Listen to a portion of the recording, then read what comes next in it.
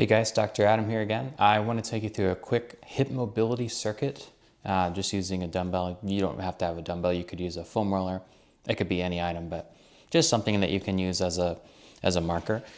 So this is for people with maybe hip arthritis, people that just have clicking or pain in their hip, just so it starts moving better and you have better mobility. Generally, increased mobility leads to less pain. So this is a good one for any sort of hip issues. So let's get into it. So I have my dumbbell on the ground. I'm going to start seated, and then I'm going to simply lift my leg over the dumbbell back and forth, tapping my heel. I have my knee straight in this case. And this is working hip flexion right now, and then we have to extend here. You're also going to get a little bit more in this plane where you have to use your groin and your glutes. So this gets everything to fire, but this is a lot harder than it looks. So keep that in mind. Okay, so that's the first one. Next one's going to be side lying. And then it's the same thought. So we're here to here. We're going to get a little more glute activation on our side here, kicking back. So I'm doing both.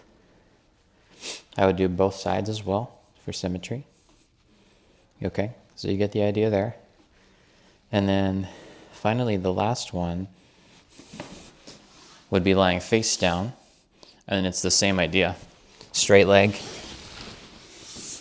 This is going to be more of a toe tap over like this. So you're just working it in a few different planes here. I get a lot more glute activation. This is more for people with a weaker posterior chain. That's a great exercise for that. And you get hip mobility as well. Yeah, I want to throw in a bonus nugget that is more unique and not necessarily a hip mobility, but another thing we can talk about here.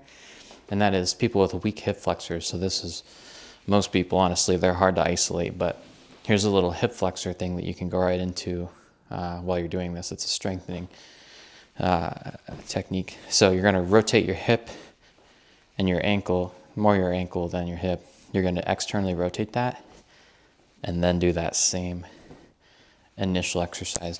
When you rotate externally, it isolates your hip flexor, your iliopsoas muscle, and you have to really use that to perform this.